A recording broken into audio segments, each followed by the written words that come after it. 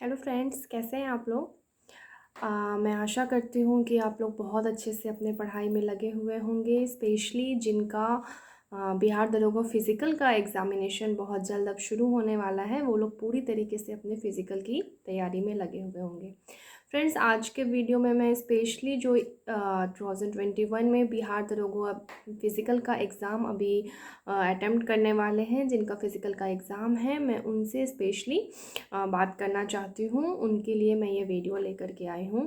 देखिए friends, physical का exam आप सभी को पता है कि बहुत जल्द शुरू होने वाला है। एंड अब वो टाइम है कि जितना आपने प्रैक्टिस करना था किया, अब इसको हर हालत में एक जो आपका फ़िक्स टाइम है या फ़िक्स रेशियो है उसमें करना शुरू कर दें। तो चलिए मैं इसकी जानकारी आपको बहुत अच्छे से दे देती हूँ कि वहाँ पे फ़िज़िकल कैसे होता है एंड आपको किस तरीके से तैयारी करनी चाहिए। देखिए फ्रेंड्स, आप सभी को पता है कि गर्ल्स के लिए जो है वो 1 किलोमीटर है एंड बॉयज़ के लिए 1600 मीटर है। बॉयज़ का टाइमिंग 6.5 मिनट है एंड गर्ल्स का 6 मिनट है। ये चीज़ें तो आप सभी को पता है, लेकिन रनिंग कैसे करना है और वहाँ पे जो आपका फील्ड है वो किस तरीके से कवर करना है, ऐसा नहीं है। बहुत लोगों को जैसे कि पता नहीं होता है कि वहाँ का फील्ड कैसा है, क्या 1 किलोमीटर स्ट्रेट है, हमें कैसे रनिंग करना है। तो देखिए फ्रेंड्स, होता क्या है कि जो 1 किलोमीटर का चक्कर है, अगर वो गर्ल्स की बात बात करें तो हमें 3 राउंड में उसे पूरा करना होता है, और अगर बॉयज़ की बात करें तो 1600 मीटर है एंड एक राउंड के हमें 5 चक्कर लगाने होते हैं।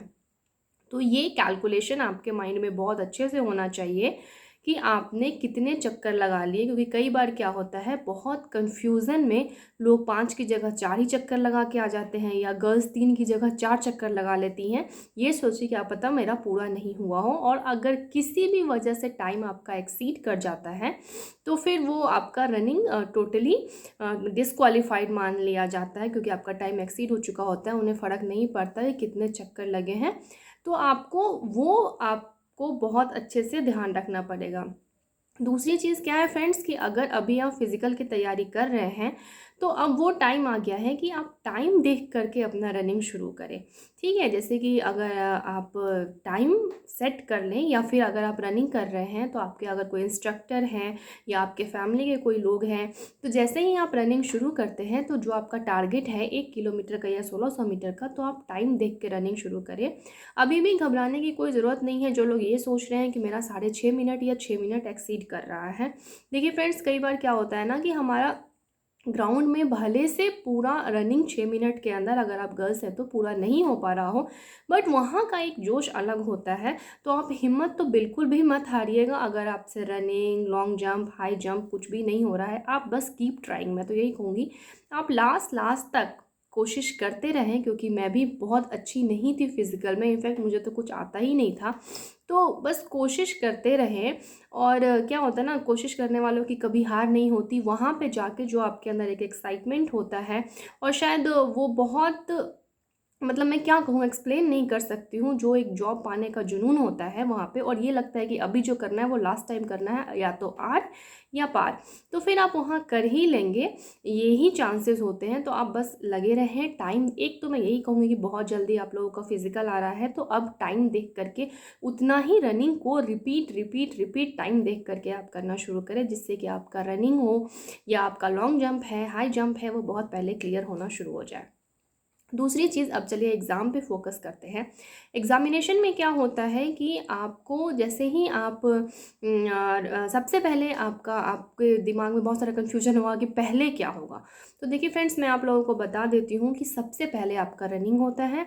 एक बार जब आप रनिंग क्वालिफाई कर लेते हैं, देन आपका हाई जंप करवाया जाता है, फिर आपका लॉन्ग जंप होता है, उसके सॉरी, पहले आपका हाई जंप होता है, देन आपका जो आपका गोला फेंक होता है, फिर आपका लॉन्ग जंप होता है, एंड देन सबसे लास्ट में आपके लिए आपका हाइट मेज़रमेंट होता है। लेकिन आप बस ये चीज़ ध्यान रखें कि सबसे पहले आपका रनिंग ही होना है एंड सबसे लास्ट में आपका हाइट मेज़रमेंट होना है, जब आपने सारा फिजिकल क्वालिफाई कर लिया है तो।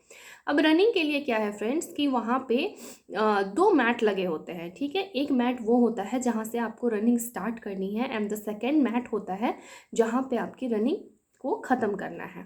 अब मैट का क्या ड्यूरेशन है, देखिए फ्रेंड्स कि मैट में सेंसर लगे होते हैं और रनिंग शुरू करने से पहले आपके बॉडी में सेंसर का वो जो बेल्ट होता है वो लगा दिया जाता है, जो आपके टाइम को कैलकुलेट करता है। अब वो टाइम नहीं है कि रस्सी पकड़ के खड़े हैं एंड देन कितने लोग उसमें कवर कर रहे हैं, वो सब ऐसा कुछ भी नहीं होता है। आप जो भी रनिंग कर रहे हैं आपका टाइम ड्यूरेशन ऑन स्क्रीन उनके कंप्यूटर पे कैलकुलेट होता रहता है। तो इसमें किसी भी तरीके की कोई इशू नहीं होती है कि हमने कर लिया था या हमारा किसी वजह से नहीं हो पाया या कुछ भी, ऐसा कोई चांस होता ही नहीं है। बहुत अच्छे से वेरिफिकेशन किया जाता है, इनफैक्ट 4-4 बार वेरिफिकेशन करने के बाद ही आपको फिज़िकल ग्राउंड में ले जाया जाता है।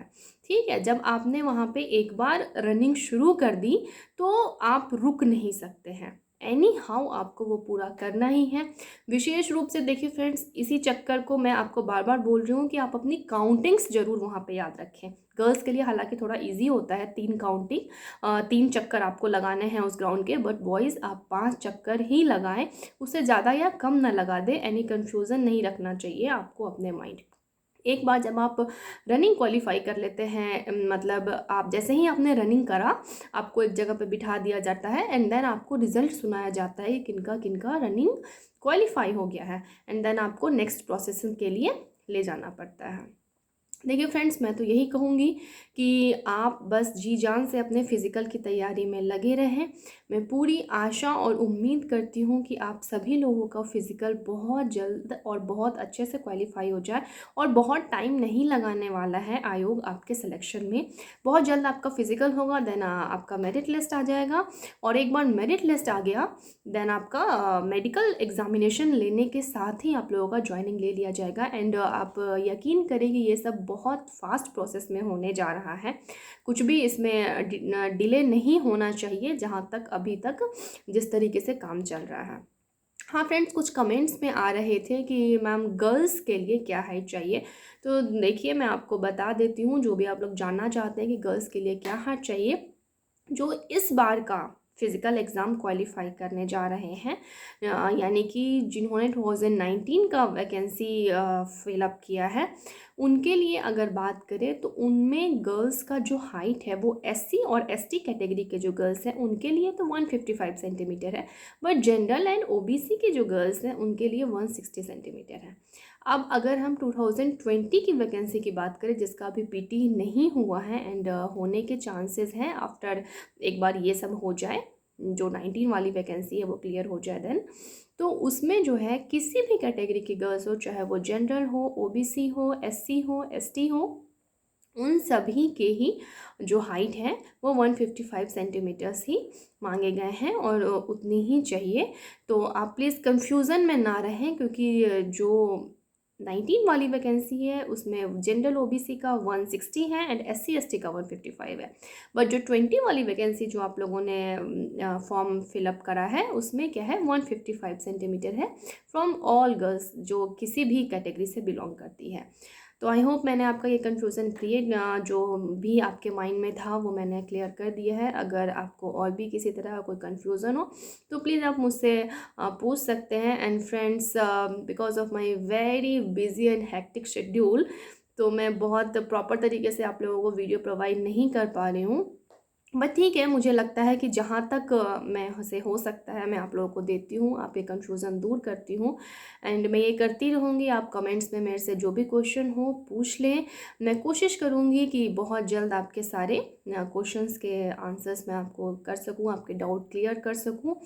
और जब भी आपको अगर फ़िज़िकल से रिलेटेड कोई भी प्रॉब्लम हो तो वो मैं कोशिश करूँगी कि फ़िज़िकल होने से पहले ही आपके वो सारे डाउट्स मैं क्लियर कर दूँ।